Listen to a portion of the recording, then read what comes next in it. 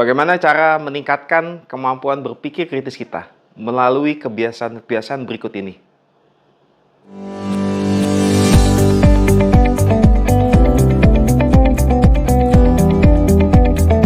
Berpikir kritis merupakan salah satu skill yang perlu teman-teman miliki. Merupakan salah satu soft skill yang harus kita miliki. Karena berpikir kritis ini berguna sekali pada setiap sisi kehidupan kita. Salah satunya adalah di dunia kerja dan dunia usaha. Menurut RMIT University, berpikir kritis adalah bersikap bijaksana, mengajukan pertanyaan, tidak sekedar menerima segala sesuatu yang Anda baca atau dengar sebagai kebenaran. Berpikir kritis diibaratkan seperti kita mengupas sebuah bawang bombay. Saat kita mengupas salah satu lapisan, di mana tahap ini kita mulai menganalisis argumen. Kemudian kita kupas lapisan bawang berikutnya seperti tahap bertanya, lebih banyak pertanyaan. Lalu masuk ke lapisan berikut dan berikutnya. Tahap ini seperti pertanyaan yang lebih dalam lagi. Helen Lee Bouygues, seorang presiden di Paris-based Reboot Foundation. Reboot Foundation adalah yayasan yang berfokus pada peningkatan berpikir kritis, di mana saat ini perubahan teknologi yang begitu pesat. Yayasan ini mempunyai tujuan untuk mempromosikan bentuk pemikiran yang lebih kaya dan lebih reflektif di sekolah, rumah, dan bisnis. Menurut Helen, ada 3 kebiasaan sederhana yang dapat kita lakukan untuk meningkatkan keterampilan berpikir kritis. Yaitu, pertama, mempertanyakan asumsi, yang kedua, alasan melalui logika, dan ketiga adalah keragaman pemikiran. Diingat-ingat ya. Baik, kita akan bahas satu persatu. Kebiasaan sederhana yang pertama adalah question assumptions atau mempertanyakan asumsi. Asumsi menurut KBBI mempunyai makna, yaitu dugaan yang diterima sebagai dasar atau landasan berpikir karena dianggap benar. Contohnya, ketika Helen sedang ingin memperbaiki salah satu kliennya, yaitu organisasi perusahaan yang bergerak di bidang penjualan eceran atau retail. Biasanya dia memulai dengan mempertanyakan asumsi-asumsi yang dimiliki perusahaan tersebut. Untuk menguji asumsi-asumsi, dia melakukan kunjungan ke banyak toko jaringannya, menyamar sebagai konsumen. Helen segera mengetahui bahwa perusahaan tersebut memiliki asumsi bahwa para pelanggannya mempunyai tingkat pendapatan yang jauh lebih besar daripada yang mereka miliki. Keyakinan yang salah ini membuat perusahaan-perusahaan melebih-lebihkan harga pakaian yang dijual. Padahal menurut Helen, perusahaan-perusahaan akan menghasilkan jutaan dolar setiap tahunnya jika menjual baju dan celana dengan harga yang lebih murah.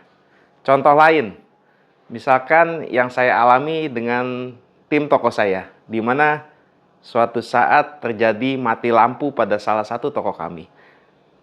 Terjadi pada sore hari. Lalu saya coba bertanya kepada salah satu supervisor yang bertugas saat itu. Apa yang terjadi? Bisa terjadi mati lampu. Supervisor tersebut berkata bahwa ada kerusakan di gardu listrik yang letaknya tidak jauh dari toko. Lama berselang sampai jam 7 malam, listrik juga belum menyala. Karena saya saat itu tidak berpikir kritis. Saya tidak mempertanyakan asumsi pemikiran bahwa apa landasan berpikir sang supervisor tadi bilang bahwa terjadi kerusakan gardu. Lalu saya keluar ruangan saya dan melihat bahwa yang terjadi mati listrik ternyata hanya toko kami.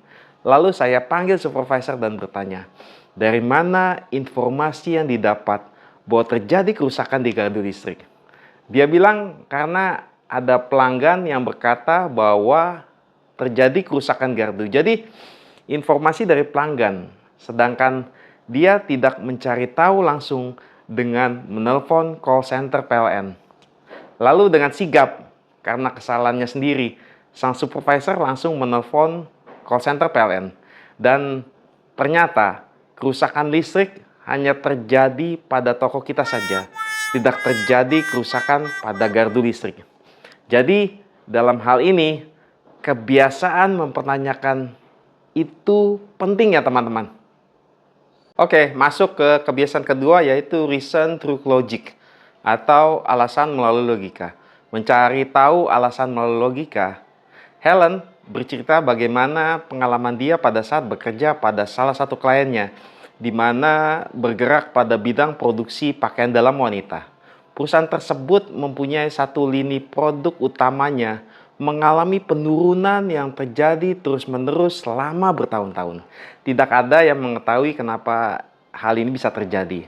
Ternyata setelah Helen menyelidiki, perusahaan telah membuat sebuah kesalahan karena melakukan generalisasi yang berlebihan, yaitu dengan menarik kesimpulan berdasarkan bukti yang terbatas atau kurang cukup. Perusahaan selama ini mempunyai kepercayaan bahwa semua pelanggan internasional mereka memiliki preferensi yang sama terhadap pakaian dalam. Jadi perusahaan mengirimkan pakaian dalam dengan model yang sama ke setiap toko di seluruh Eropa. Ternyata dilaporkan, pelanggan di berbagai negara mempunyai selera dan preferensi yang sangat berbeda.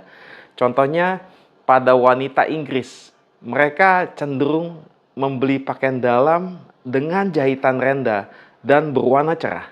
Wanita Italia berbeda. Mereka lebih menyukai pakaian dalam berwarna krem tanpa jahitan rendah. Ternyata, dengan meningkatkan penalaran perusahaan dapat meningkatkan keuntungan secara signifikan. Jadi kita harus perhatikan baik-baik sebilah rantai logika yang dibangun oleh argumen tersebut.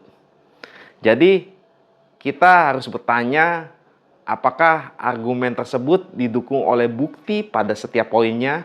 Kemudian, apakah semua bukti saling mendukung untuk menghasilkan kesimpulan yang masuk akal? Kebiasaan yang ketiga yaitu mencari pemikiran yang beragam dan berkolaborasi berdasarkan nilai dan pengalaman Helen. Dia cenderung melihat secara berbeda dari orang-orang di sekitarnya. Baginya hal ini sangatlah menguntungkan karena dengan begitu dia tidak kebal terhadap pemikiran kelompok. Ketika dia berada dekat dengan orang-orang yang berbeda karena alasan apapun, misalkan usia, pilihan politik, kepercayaan, atau agama, dia selalu mencoba untuk mendapatkan sudut pandang yang berbeda. Itu membuat Helen menjadi pemikir yang lebih baik. Wajar jika orang berkelompok hanya dengan orang yang berpikir dan bertindak sama dengan mereka.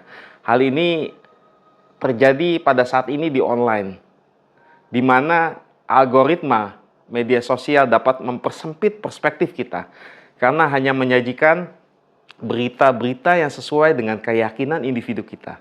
Menurut Helen, ini adalah sebuah masalah. Ini yang saya suka dengan tulisannya Helen. Jika semua orang di lingkungan sosial berpikiran seperti kita, kita akan menjadi kaku dalam berpikir dan kecil kemungkinannya untuk mengubah keyakinan berdasarkan informasi yang baru. Penting sekali untuk keluar dari lingkaran. Mulailah dari yang kecil, misalkan kalau kita mempunyai latar belakang pendidikan akuntansi, bertemanlah dengan orang-orang dengan latar belakang marketing misalkan. Jadi kita bisa menambah perspektif kita. Contoh lain, jika kita biasa makan siang dengan teman-teman yang seusia kita di kantor, cobalah makanlah dengan teman-teman yang lebih junior. Saat ingin meminta masukan di dalam sebuah tim, biasakan untuk menyembunyikan pilihan kita sendiri dan meminta anggota tim mengirimkan pendapat mereka, bisa melalui email atau bisa dengan catatan terpisah.